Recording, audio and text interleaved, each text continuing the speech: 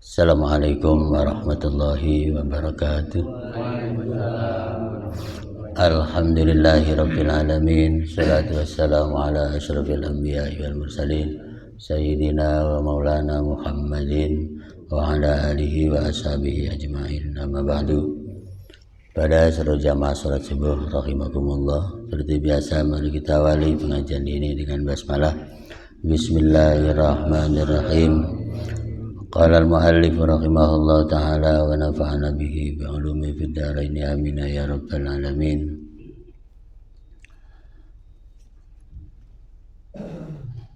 Wa rawat Tirmidzi wa qala haditsun hasanun sahihun wa alam anna kullasmin mu'azzamin mulhaqun bima dzakarna fin nas'i fi sarraha bihi imamul haramain wa tabi'ahu Ibnu Rif'ah. Kana alaihi salatu wassalamu, baginda Nabi sallallahu alaihi wasallam bersabda, idza dakhala al-khala'a wa da'a khatamahu li'annahu kana alaihi Muhammadun Rasulullah sallallahu alaihi wasallam. Adalah kebiasaan Rasul apabila beliau memasuki kamar mandi, wa da'a khatamahu, beliau melepas cincinnya, li'annahu kana alaihi Muhammadun, karena di cincinnya ada tulisan Muhammad Rasulullah. Rawahu Tirmidzi, hadis ini riwayat Imam Tirmidzi. Jadi kalau kita lihat di sini, Rasul itu kalau masuk ke kamar mandi punya cincin, cincinnya itu ditulis Muhammad Rasulullah. Jadi di situ menunjukkan bahwa nama Nabi Muhammad itu mulia, sehingga di cincin aja masuk kamar mandi dilepas, tidak dibawa. Ya tentu di sini kalau memang Nabi Muhammad cincinnya ada tulisan Muhammad Rasulullah, nama pribadi beliau, ya otomatis kita juga tidak dilarang kalau punya cincin namanya nama kita sendiri. Kan ya pelajaran yang kita ambil, ya bahwa orang punya kebanggaan seperti cincin dan yang lainnya ditulisin namanya sendiri, itu Rasul juga suka begitu gitu. Ya cuman kan zaman sekarang kayak begini ini jarang ya, orang-orang yang mengidolakan orang lain yang ada, mengidolakan diri sendiri malah nggak ada. Ada contoh yang paling sederhana aja lah. Orang sekarang kan banyak lupa jati dirinya. Orang punya HP, ya isinya fotonya foto Korea. Ya kan dia bagus ya. Harusnya kan kalau dia punya idola mah orang tuanya, ya kan. Ya keluarganya gitu kan. Orang yang paling berjasa sama dia harusnya yang foto di HP-nya itu. Itulah namanya kehilangan jati dirinya sebagai siapa, ya. Atau mungkin ditulis Muhammad Rasulullah karena idola kita Nabi Muhammad. Atau ulama siapa yang kita cintai, Imam Nawawi, Imam Rafi'i misalnya, Imam Bukhari gitu kan. Ya mestinya begitu, ya, tapi itulah zaman makin berubah. Makanya kalau kita baca di dalam Al-Quran itu kan manusia berubah itu sebabnya karena satu kelalaian, yang kedua menuruti keinginan nafsu, itu sumbernya. Ya makanya kan Al-Quran itu bahasanya indah, wa in tuti aktsara man fil ardi yudilluka an sabilillah. Muhammad, kalau kamu mengikuti umumnya mayoritas manusia di muka bumi, maka mereka akan membuatmu tersesat. Artinya apa? Tren di dunia itu cenderung sesat. Ya tren apapun, mau tren ini tren itu di dunia ini, kalau diikuti ujung-ujungnya adalah menyesatkan. Ya karena di dunia ini kalau nggak diatur dengan iman, orang mudah tersesat, dan sumbernya ternyata cuma dua, ya kan? Satu kelalaian, dua menuruti hawa nafsu, itu doang. Kalau tren umumnya bukan kelalaian, nuruti hawa nafsu. Wah ini ada model baru ikut, wah ini model rumah baru, wah ini model mobil baru, gitu kan ya. Keinginan hawa nafsu itu yang kadang-kadang menarik ke arah trendy. Ya, yang kedua kelalaian juga sumber bencana. Ya, kenapa setan masuk ke tubuh kita? Karena kita lalai. Ya, kenapa orang nyolong? Karena lalai. Kenapa orang mabuk? Karena lalai. Iya kan? Jadi emang sumbernya kelalaian. Kenapa orang korupsi? Karena lalai. Itu kan? Kalau enggak nuruti hawa nafsu. Udah punya ini, punya itu, punya lapangan, beli lapangan, masih aja nafsunya kurang. Jadi sumbernya ada di menuruti hawa nafsu. Makanya Al-Qur'an jawabannya indah, ya kan? Di situ fa amma man khafa maqama rabbih wa nahan nafsa 'anil hawa fa innal jannata hiyal mawa. Orang yang takut kepada Allah dan menjauhkan keinginan hawa nafsu, maka surga tempat kembalinya. Jadi sebaliknya kalau kata Al-Qur'an. Ya, ini menghormati nama Rasul juga bagian dari syariat Islam. Ya. Kemudian apakah yang lainnya juga masuk? Misalnya kalau nabi-nabi yang lain sama aja. Kalau kita punya cincin tulisannya Adam, ya, Nuh, ya, Hud, Saleh, sama, masuk kamar mandi, masuk WC, lepas. Ya, karena nama nabi bukan Nabi Muhammad aja, nabinya banyak, termasuk nabi yang bukan Rasul. Ya, karena ada nabi tapi bukan Rasul, cuma nabi saja, seperti Nabi Khidir, ya kan? Itu Nabi Sam'un, ada Nabi Sam'un tapi bukan Rasul. Ya, iya. Jadi ada Nabi Uzair, ya kan? Bahkan Nabi Uzair itu oleh orang Yahudi dianggap Tuhannya. Ya, wa qalatil yahud Uzairun ibnullah. Orang Yahudi mengatakan Uzair itu anaknya Allah. Jadi kalau orang Masehi, orang Nasrani bilang Isa anak Tuhan, orang Yahudi Nabi Uzair anak Tuhan. Gitu tuh. Ya itu kan kayak begitu itu. Ya karena apa? Karena mikirnya nggak nembus sampai ke hati. Ya, jadi sumber kesesatan itu. Yang ketiga, sumber kesesatan orang itu kan karena kedangkalan dalam memahami agama. Ya, orang yang dangkal dalam memahami agama bisa juga dia jadi tersesat. Ya, sehingga dimaknai apa adanya, padahal belum tentu seperti itu. Kekurangan ilmu, kedangkalan agama itu juga membuat orang kadang-kadang sesat. Ya, sehingga ada muncul kok yang ngebom orang Islam juga, ya karena kedangkalan dalam memahami Islam. Yang bunuh orang Islam ke orang Islam juga, nah itu menunjukkan kedangkalannya. Itu kesesatan sebabnya diantaranya itu. Makanya kalau ada orang dangkal biasanya itu cuman ngukur ke orang tuanya. Di Al-Quran itu ma wajadna alaihi abana. Ya kenapa kamu nyembah berhala? Karena dulu bapak moyang saya juga nyembah berhala, gitu kan ya. Kenapa kamu bikin sesajen kepala kerbau di laut? Ya karena kakek moyang dulu juga kalau ada apa-apa sedekahnya ke laut, motong kepala kerbau, kepala kerbaunya dibuang ke laut, gitu kan ya. Ma wajadna alaihi abana. Tapi nggak pernah dikaji apakah itu benar, apakah salah, nggak pernah dikaji, ikut aja. Itu namanya tradisi sering menyesatkan orang. Ya makanya tradisi dalam Islam boleh diikuti sepanjang tidak menyimpang dari ajaran Islam, sepanjang masih sesuai dengan Al-Quran dan hadis Nabi. Karena tidak semua peristiwa itu tegas dalam ayat maupun dalam hadis. Contohlah begini, kalau Al-Quran nyebut jangan bilang hus kepada orang tua karena itu haram, apakah selain hus juga nggak dilarang? Ya kan? Kan kalau hus, kalau orang tua digentak anak itu kan menyakiti perasaan orang tua alias haram. Lah kalau menyakitinya nggak hus gimana? Ya kan, misalnya orang tuanya dijorogin, ya kan bukan hus. Orang tuanya ditendang apalagi, ya ada. Jadi ada yang di dalilnya nggak pas, tapi maknanya sama, menyakiti orang tua. Nah, ini sumber-sumber kayak begitu.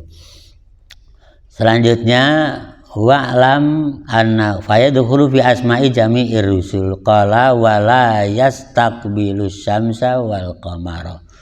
Masih cerita buang air lagi ini karena belum tuntas. Orang buang air tidak boleh menghadap ke matahari dan bulan. Wala yastadbiruhuma, dan tidak boleh membelakangi matahari dan bulan. Ya, ya masa buang air ngadep matahari, siang-siang matahari muncul dia buang air ngadep matahari, ya, atau membelakangi, atau malam-malam bulan keluar dia buang airnya ngadep bulan, atau membelakanginya. Nah, itu kata Nabi di sini jangan, ya, nggak boleh. Ya, apakah di sini nggak bolehnya haram? Di sini disebutkan makruhun. Ya, istiqbalus syamsi wal qamari fi hali qada'il hajati makruh. Ya, buang air kecil maupun buang air besar ngadep matahari atau bulan atau sebaliknya membelakanginya, makruhun adalah makruh. Artinya kalau enggak menghadap dapat pahala, kalau menghadap tidak dosa karena makruh. Itu kenapa? Lah di sini li'annahu min ayatillahil bahirah, karena matahari dan bulan adalah bagian dari ayat-ayat Allah yang luar biasa. Ya, karena hidup ini kayak begitu, baik di tempat tanah yang lapang maupun di dalam rumah yang sudah dibangun, sama saja makruh juga. Ya, cuman kalau di tempat bangunan masa kelihatan matahari, ya enggak ya. Ya, tapi kalau bangunannya cuman bawah tembok iya, atasnya nggak pakai atap iya, mungkin bisa ngadep matahari atau sebaliknya. Jadi alasannya bahwa bulan dan matahari itu ayat Allah. Itu makanya kalau kita lihat cerita sholat sholat gerhana itu kan begitu. La tasjudu lisyamsi wala lil qamari wasjudu lillahil wahidil qahar. Jangan kamu sujud ngadep matahari atau bulan, tapi sujudlah menyembah Allah, bukan menyembah matahari dan bulan. Iya, otomatis. Kalau buang airnya dilarang, ya klosetnya juga ngadepnya otomatis sama. Ya, cuman tadi hukumnya makruh bukan haram. Ya, tapi kan kalau di dalam fikihnya kemarin kan kalau misalnya ngadep kiblatnya, ngadep kiblatnya beda. Kalau ngadep kiblatnya di dalam bangunan nggak dilarang, tapi tempat dibuka dilarang. Tapi kalau di ini bulan atau matahari terbuka tempatnya atau tidak sama makruhnya. Tapi kalau ngadep Ka'bah kemarin ya, itu ngadepnya haram, belakanginya juga haram, bedanya kayak begitu. Tapi kalau dalam bangunan ya, kalau kiblat tadi kita WC-nya dalam rumah tidak, ya, yang dilarangnya di tempat terbuka. Itu ya, cuman tadi kita sendiri kan nggak bisa meneliti ya, sebenarnya ini masa mau bikin klosetnya pakai kompas ya. Ya, kayaknya jarang orang bikin rumah WC-nya pakai kompas. Ya, yang ada bangun masjid kiblatnya mana kompas tuh. Tapi masa WC-nya pakai kompas ya. Ya diperkirakan aja kali ya. Masa bangun WC di rumah harus pakai kompas, itu juga nggak salah untuk mengukur takut ngadep kiblat. Tapi dalam bangunan kan nggak dilarang kemarin itu. Ya.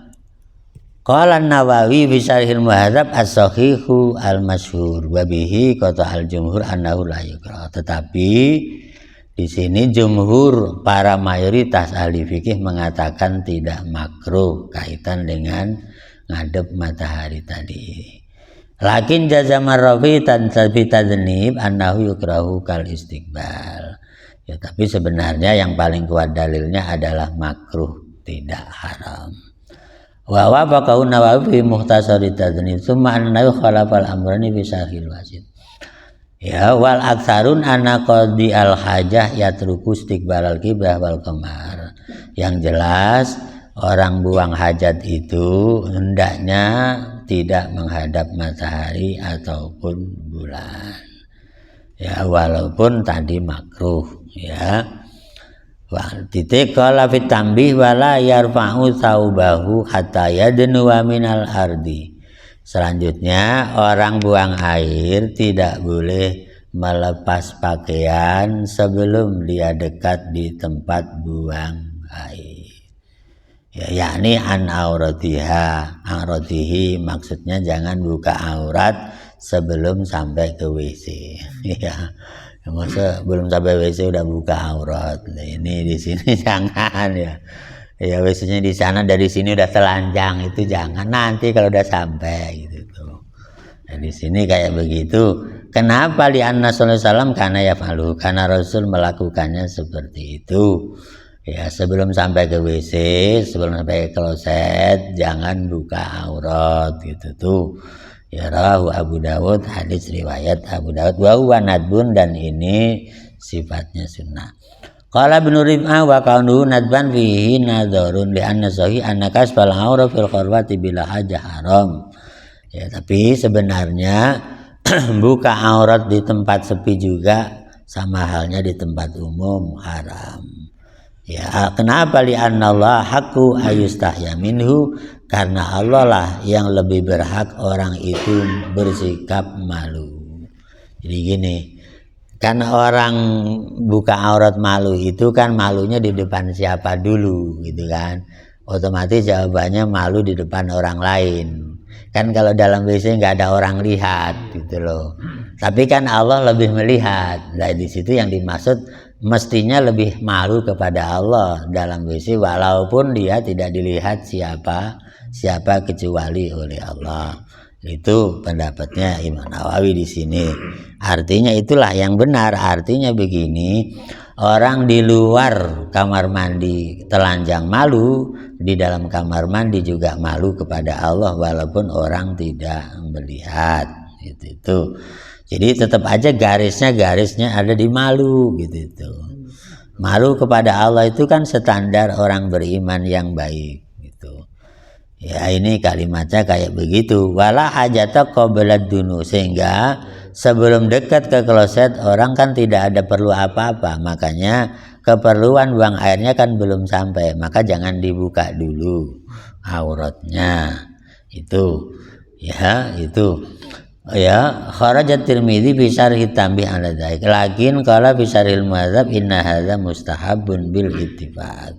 Ya, walaisa biwajib, tapi kesepakatan ulama ini buka aurat ketika sampai ke tujuan itu, ini kesepakatan semua ahli fikih ya. Walaisa biwajib, tapi tidak wajib ya, karena tadi kan posisinya makruh gitu kan ya. Ya, qala Nawawi idza wa yustahabbu idza faragha ayasbilan saubahu qabla intisabihi qaiman. Bahkan Imam Nawawi mengatakan sebelum sampai ke tempat buang air, pakaiannya jangan dilepas dulu, khawatir kena najis. Maksudnya jangan diturunkan dulu, khawatir kena najis. Karena kalau kita pakai sarung, sudah dibuka kan, itu kemudian masih dipakai di atasnya sampai ke kloset itu, nah itu jangan langsung diturunin, khawatir kena najis. Ya, diangkat dulu baru ke sana. Ini lebih rincinya lagi kayak begitu. Ya, itu qabla intiqaim. Qala Nawawi syarih madzhab maqalahu hasanun idza lam yakhaf tanajjus saubihi. Kalau memang tidak dikhawatirkan menimbulkan najis dipakainya atau kena najis.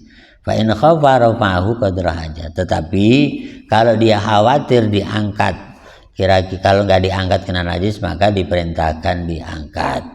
Intinya begini, namanya kamar mandi, klosetnya ada yang jorok, ada yang enggak, gitu kan ya. Kan ada yang habis buang air dibersihkan sampai suci klosetnya kan. Lah itu kalau sarungnya jatuh di kloset itu kan nggak kena najis karena udah dibersihkan. Tapi kan ada yang jorok gitu kan, nggak pernah dibersihkan klosetnya. Otomatis pakaian jatuh langsung najis kena itu. Khawatir nanti langsung wudhu dipakai sholat, kan arahnya ke sana. Wa min adabi qada'il hajah. Sekarang etika orang buang air. Ini pertama ala yabula fi mahabbirih, kemarin sudah, ya jangan kencing etikanya di tempat sasaran hembusan angin. Ya, jadi kalau orang mau buang air besar, anginnya dari sana ke kampung, lah buang airnya di sini, lah ke bawah angin ke sana semua baunya. Itu jangan. Jadi makanya kalau ada kisah sistem arsitektur itu kan punya aturan, rumah yang sehat itu rumah yang banyak ventilasi ke arah angin, gitu kan. Tetapi kalau buang air justru malah hindari yang banyak hembusan anginnya, itu kan, karena membahayakan, baunya kemana-mana. Tapi kalau untuk kesehatan memang iya, rumah yang enggak berhadapan dengan hembusan angin banyak, kurang ventilasi, kan baunya pasti enggak enak Pak Haji. Ya, angin banyak sana, temboknya buntu sana, ya malah enggak masuk angin, ya anginnya enggak masuk ke rumah. Harusnya kan yang madepnya ke sana yang banyak ventilasinya, sehingga rumah itu sehat. Ya enggak ngelekep, enggak bau ini. Iya, karena rumahnya malah yang itu ya. Iya, sekarang mau ditutup pakai AC. Tapi angin AC dengan angin alami kan beda, fungsinya juga beda, ya kan? Ya, makanya kenapa kayak masjid ya, kita kalau lihat tuh bentuk bangunan masjid Rasulullah itu kan ke atas gitu, itu maksudnya anginnya langsung ke sana gitu kan ya. Gak pakai AC juga nggak apa-apa. Iya, jadi dari arah atas itu angin masuk muter gitu tuh kan ya Pak Haji. Rumah juga sama, yang sehat seperti itu. Ya berlaku sepanjang masa. Iya kan, kalau punya uang beli AC, kalau nggak punya uang ya kan gitu itu. Apalagi sekarang listriknya naik. Ya aja. Naik semua, pajaknya naik semua. Nah itu di sini adab. Kalau adab bukan hukum loh ya. Adab itu sopan santun, etika. Kemudian wa ya'tamida rijlaul yusra wa yuqaddimu 'inda mahallil baul. Kemudian dia kalau nongkrong itu miringnya ke kaki kiri. Nahannya ke kaki kiri begini. Bukan ke kaki kanan begini. Ya. Kemudian kaki kanannya agak ke depan ketika buang airnya mau keluar. Jadi asalnya biasa, begitu keluar airnya atau airnya ini yang dorong ke sini, ininya agak ke depan kaki kanannya. Ya supaya mudah keluar, itu etikanya. Ya, wa an ya uhayya ahjarul istijmar qabla julusi. Nah, siapkan alat untuk istinja ya sebelum duduk di kloset. Itu maksudnya gimana? Ya, namanya buang air itu yang bagus, jangan pindah ketika cebok dari posisinya. Jadi ini kloset, ini kolam, ya Pak Haji. Di kloset langsung cebok di situ. Ya, itu kalau pakai misalnya nggak pakai air, ya pakai batu, ya batunya siapin di samping. Kalau air, embernya di samping atau kolamnya di samping. Jadi nggak harus berdiri lagi maksudnya. Nggak melangkah lagi. Itu yang paling bagus. Ya, supaya itu etikanya kayak begitu. Kenapa? Karena kalau dia berdiri dulu, najisnya kemana-mana, gitu kan. Tapi kalau dia nggak beranjak, masih di tempat nongkrong, ini WC, kolamnya di sini kan langsung. Itu etika. Yang jelas bagian dari yang disebut filsafat syariah. Ya, strategi syariah itu kan penting. Ya, sekarang begini sih, orang wudhu aja kan baru filsafat, apalagi yang namanya istinja. orang bikin keran, orang wudhu di masjid itu, antara yang ngerti fikih dengan yang ngerti fikih kan beda ya. Ya kan ini kok, ini kerannya, ya kerannya biasanya di bawah itu kalau orang yang ngerti supaya nggak nyiprat, keramiknya kan dibikin miring Mbak Haji, sehingga air keran itu kena keramik miring, nggak kena orang tapi ke sana. Ya itu pasti dia ini ngerti fikih yang begini. Yang nggak ngerti fikih bawahnya rata, ya kan, ini bawahnya rata, sehingga air keran itu turun menyiprat ke badannya semua. Ya karena dia, karena kalau kitanya misalnya kena najis kumur terak ya menyiprat ke baju, otomatis dipakai sholat nggak sah. Itu kan bajunya. Ya apalagi kencing kan, nyiprat dari keran turun, kencingnya tadi di situ terat kena baju. Ya kan? Lah tapi kalau begininya miring kan kena keran langsung balik ke sana, ya kena orangnya. Itu orang yang ngerti fikih dengan nggak bikin itu aja pasti ketahuan di situ itu. Ya, karena kehati-hatian. Ya namanya adab terkait dengan yang namanya istinja tadi. Itu. Ya, selanjutnya wa alla yastanjiya bil ma'i fi maudhi'i qada'il hajah illa fil ma'i. Ya.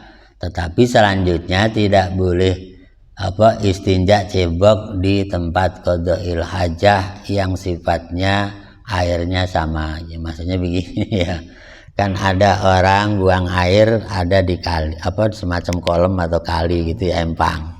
Ya, nanti kan ceboknya di situ lagi. Ya. Nah, itu sebaiknya tidak. Ini adab loh ya. Ya iya kan, khawatir nanti dia muter lagi nya kan. Ya kan balik lagi ke dia lagi nantinya. Itu mah etika, maksudnya bagian dari siasah hukum. Ya kalau ngalir ya nggak balik lagi. Tapi kalau bongsang empang bisa muter balik lagi kena dia lagi. Ya intinya kehati-hatian hukum. Ya kalau selanjutnya ini mah etika kaitan dengan masuknya, baca masuk WC bismillah Allahumma inni a'udzubika minal khubuts wal khaba'ith. Selesai alhamdulillah alladzi adzaba 'anil adza wa hafani. Dari sini begitu keluar kenapa baca alhamdulillah? Yang begitu masuk Allahumma inni a'udzubika, yang kedua alhamdulillah.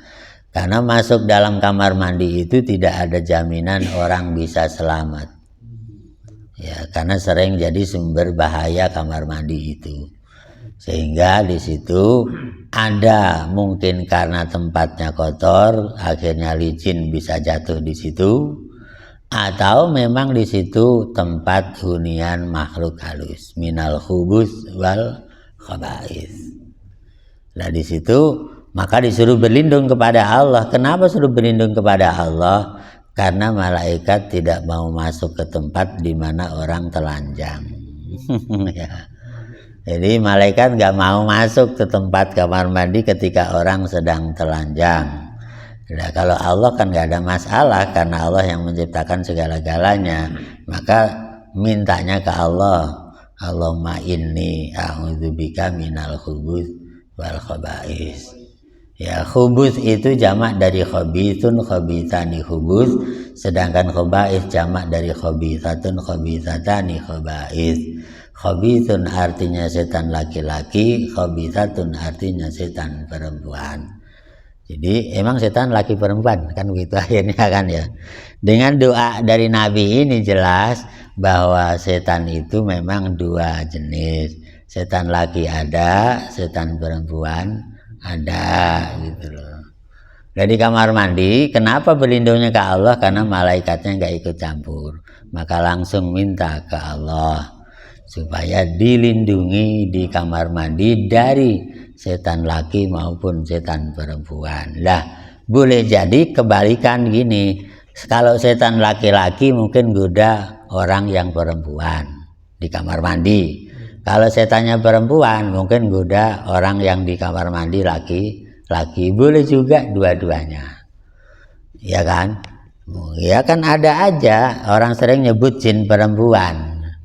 Ya orang laki-laki di kamar mandi kedatangan cewek, nggak taunya jin perempuan.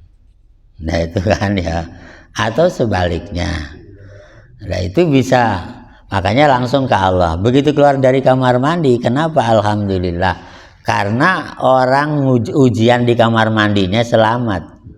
Dari setan selamat, dari licinnya juga selamat, dari bahaya yang lain-lain selamat. Maka dia ucapkan alhamdulillah alladzi azhaba anil adza. Ya, segala puji bagi Allah yang telah menghilangkan dariku semua rasa sakit dan gangguan. Ya, karena orang ada yang buang air tadinya sehat, begitu buang air nggak keluar-keluar kesakitan. Ya, maka kalau dia bisa buang air itu kenikmatan. Ya, karena ada orang buang air sejam nggak keluar-keluar. Ya kan, yang macet. Ya. Itu. Makanya orang jaga kesehatan itu harus ya supaya buang airnya normal terus. Kalau orang pengen buang airnya normal terus, satu wajib menjaga pencernaannya supaya tetap sehat, ususnya supaya tetap sehat. Lah makanan yang membuat pencernaan sehat, usus sehat itu kata dokter satu alpukat. Alpukat, yang kedua kangkung. Ya. Itu pencernaannya sehat.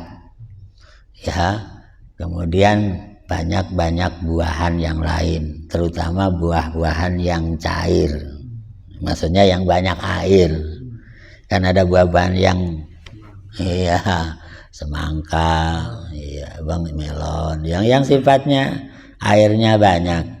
Ya, kalau orang makanannya sering makan buah, buang airnya nggak ada yang macet, insya Allah. Ustaz, kalau sekarang ada modis bikin kamar mandi itu di ruangan tempat tidur, dibolehkan gitu? Ya, kayak hotel gitu ya. Nggak, pertimbangannya kan gini. Iya, model hotel gitulah. Ya, Iya. kalau orang tua kan kalau misalnya ke belakang kan ada repot. Iya, karena rumahnya gede. Kira-kira Iya, karena rumahnya gede. Iya, jauh. bagaimana tuh Ustaz, boleh nggak? Boleh. Boleh. Setiap kamar ada kamar mandinya juga boleh. Yang penting terpisah. Ya maksudnya ruangannya terpisah kan. Tertutup. Ini kamar, ya ditutup memang. Ya kamar mandi kayak kamar lagi, cuman kamar mandi itu kan. Kayak hotel lah, kayak hotel gitu itu kan modelnya begitu. Boleh untuk menjaga sahnya ibadah dengan baik. Ya itu lebih bagus malah, karena kalau dia mau ke jauh sana, waduh kecapean kalau udah tua. Ya makanya kan sering saya katakan manusia itu kebutuhannya selalu berbeda satu dengan yang lain. Ya kan, ketika masih muda pengennya punya rumah itu lantai 2, lantai 3 gitu kan Pak ya. Karena masih muda kan, dia kuat naik. Ya kan, kuat naik karena masih muda. Nanti makin tua 50 tahun ngus-ngusan dia nanjak. Nggak naik-naik, akhirnya di lantai bawah aja. Lantai bawah juga karena rumahnya 1000 meter lebarnya. Ya kan misalnya, waduh dari depan mau ke WC lumayan capek. Iya, akhirnya pengennya di kamarnya aja ada WC. Itu bagus. Ya, memang manusia kayak begitu kan, makin praktis, makin praktis, makin praktis. Sama juga bikin rumah masih muda pengennya di kota besar strategis pinggir jalan raya. Itu kan Pak ya, masih muda. Nah, ini makin agak tua makin kesinggung, ada suara bising motor marah, ada mobil bising marah. Karena makin tua kan ya sensitif namanya. Iya, akhirnya mulai beli villa di atas gunung kan itu Pak ya. Udah bosen di kota lah bising kan gitu tuh ya. Karena dia suasananya kondisinya beda, dia akan berubah dengan sendirinya. Sama juga tadi kondisional. Justru lebih bagus kalau dia punya kamar mandi di dalam kamar ya, seperti hotel-hotel lah kayak begitu. Jadi wudhunya dekat, begitu buru-buru mau kencing juga dekat. Ya karena ada orang nahan kencing naik bis mau ke Bandung. Lah sampai Bandung masuk rumah sakit orang nahan. Dulu kan bis nggak ada WC ya. Dulu bis nggak ada WC. Iya, ceritanya dari Bogor mau ke Bandung, nahan di mobil kan nggak berhenti bisnya, nggak ada WC-nya. Lah sampai Bandung masuk rumah sakit, ya akhirnya habis 2 juta ya. Cuma gara-gara nahan doang ya gitu itu. Jadi itu namanya apa tadi itu siasah syariah. Ya, ngatur syariat lebih praktis itu bagus dalam ajaran kita. Ya, supaya apa? Supaya ibadah kita tidak keganggu di saat kita sedang kondisinya sudah sepuh, sudah tua. Ya, karena tenaganya makin kurang, jalan jauh juga makin tidak kuat. Itu lebih bagus. Ya, ya kalau kita berwudu di kamar mandi ada proses hukum gimana? Oh iya. Iya, nggak bolehnya, nggak dilarang kalau memang pas di atas klosetnya. Kalau di sampingnya mah nggak apa-apa, ini kan kloset, ya kan, kitanya di sini. Ya nggak boleh tuh, kini kloset kita wudhu di sininya. Jadi ya di atas klosetnya itu, gitu. Iya kan, di bawahnya, wudhunya di sini. Itu yang nggak boleh. Kalau di sampingnya mah nggak apa-apa, gitu. Ya, itu ya tadi ya cuman tadi tetap aja kan mintanya ke Allah karena di kamar mandi itu malaikat malu lihat orang telanjang dan seterusnya. Kalau kencing menurut agama kan harusnya jongkok. Iya. Tapi sekarang banyaknya WC-WC. Iya. Gimana tuh berdiri? Iya betul. Iya.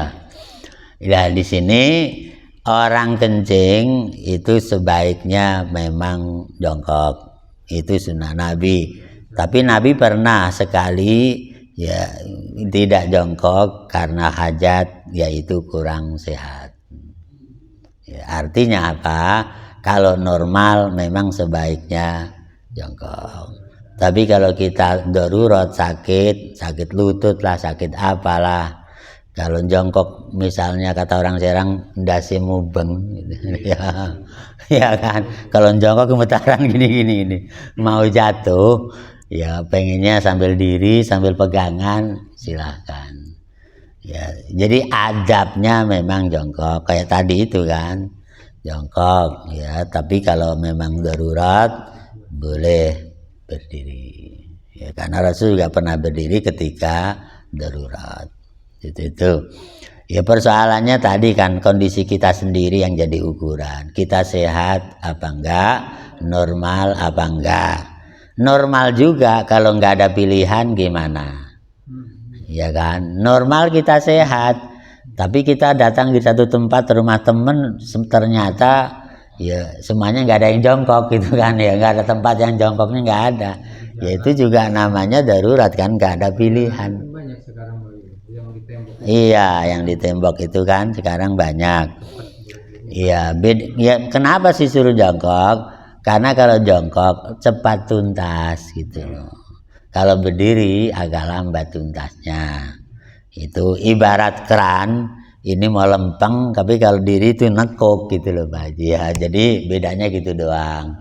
Iya, akhirnya agak lambat tuntasnya. Tapi kalau jongkok kan seperti keran langsung beras gitu tuh. Itu doang bedanya.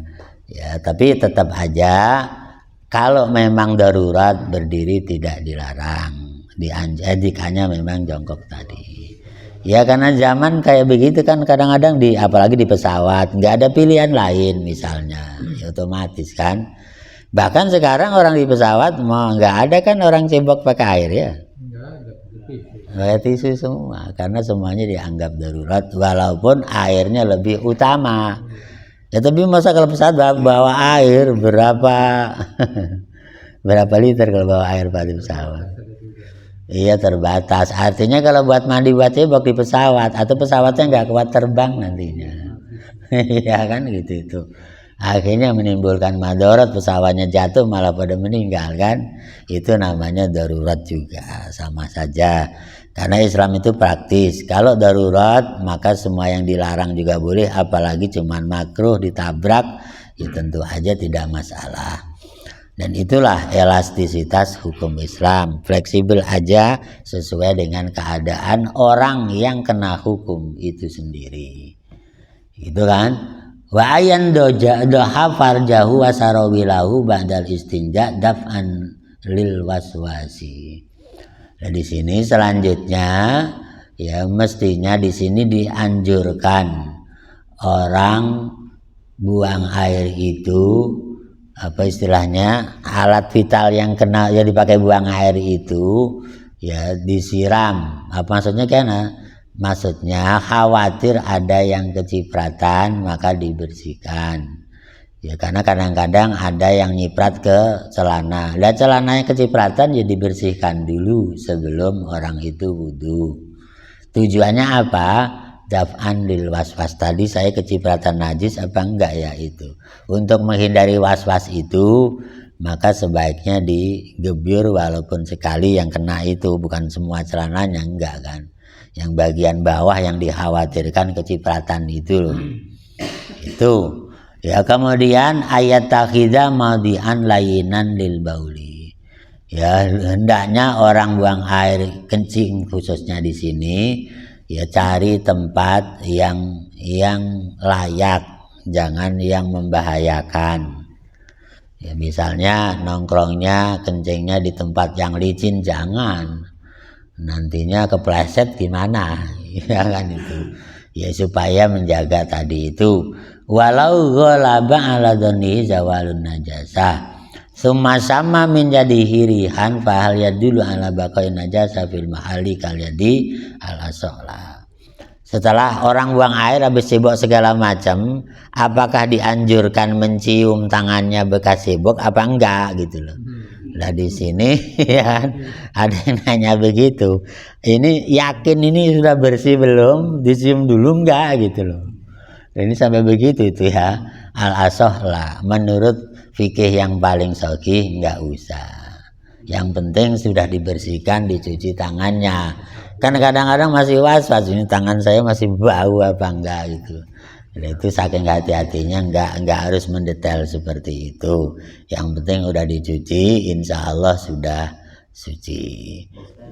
Ini biar lebih ini pribadi saya gitu. Setelah tua itu kalau kencing suka dipegang, suka gitu.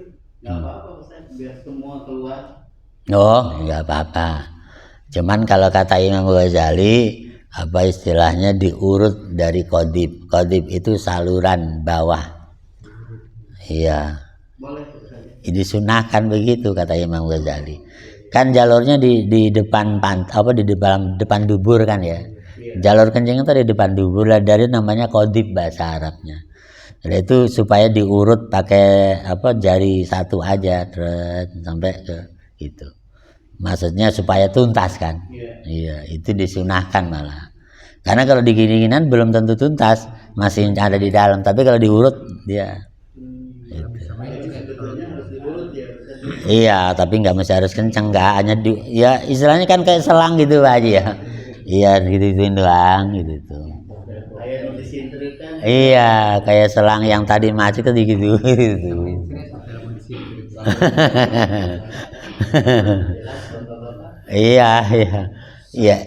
Iya, karena persoalannya kenapa manusia suka begitu ya, karena manusia kan sering duduk itu kadang yang mengganggu tadi kan gara-gara lama duduk Pak.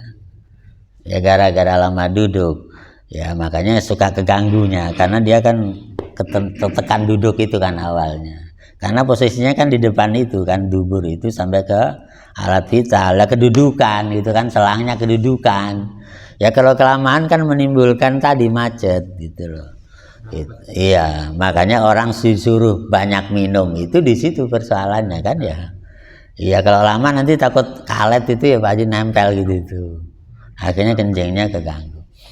Ya, inilah yang dapat dibacakan, mudah-mudahan menambah wawasan buat kita. Amin ya rabbal alamin. Terima kasih dan mohon maaf. Assalamualaikum warahmatullahi wabarakatuh. Ada yang ketinggalan Mas? Ya, enggak. Kita darurat nih, ingin buang air kecil itu misalnya ada di hutan atau di kebun. Cara membersihkannya bagaimana itu? Iya. pakai daun boleh, Oh. Kan gitu. atau digeser-geser ke pohon gitu. Iya, pertanyaannya menarik. Iya, lagi jalan-jalan ke hutan ceritanya ya. Kayak gitu juga. Iya. Tadi kan ada kemungkinan di hutan macam-macam, ada yang banyak air. Kalau ada air ya pakai air. Kalau di hutan nggak ketemu air, batu, kata Nabi kan itu kan batu. Batu nggak ada, batu itu kan benda keras kasar. Ya sejenis benda kasar seperti itu boleh. Ya misalnya daun, tapi daunnya sudah kering. Tapi daunnya jangan yang terlalu membahayakan. Ya kalau jangan daun yang kasar yang membahayakan, misalnya gatel dan seterusnya. Jangan. Daun puluh. Iya, ya kan daun tidak semuanya ini kan. Jadi bisa Kayak daun jati itu kan gatel. Iya. Memang bagus kasarnya, tapi gatelnya kan bahaya. jangan pakai daun polos aja. Iya, jangan daun yang halus, jangan. Ya daunnya kasar, tapi yang tidak membahayakan, sebagai gantinya batu. Kalau nggak ketemu batu, itu. Dan sejenisnya, artinya bisa juga sejenis itu. Misalnya ketemu kertas koran yang kasar juga bisa. Kan tisu itu sebenarnya sama dengan itu. Iya, di pesawat kan pakai tisu kasar juga sama. Jadi sama dengan daun tadi, tisu kasar kan ya bos. Ya maksudnya hukumnya sama dengan tisu kasar. Cuman kalau tisu kasar kan udah diolah modern gitu doang kan. Sama aja, faedahnya sama. Daun kering dong ya. Iya, daun kering. Kalau daun yang metik itu nggak boleh. Ya kalau metik tentunya yang tidak basah. Maksudnya yang tidak licin itu loh. Ya karena yang licin nggak bisa hilang, najis malah kemana-mana. Ya kalau yang licin kan malah kemana-mana, bukan malah bersih malah kemana-mana. Malah kemana-mana, biasa kanan kiri kan. Gitu itu. Ya. Ya kalau sejenis daun-daun yang kasar seperti daun pisang yang agak kasar bisa, ya kan. Gitu. Iya, yang udah kelaras itu. Iya, nyebutnya kelaras itu. Itu bisa. Iya kan, boleh jadi orang kan tidak di kota terus, ada yang di hutan juga, masalahnya bagus ya. Itu masalah. Lagi di kebun. Di kebun.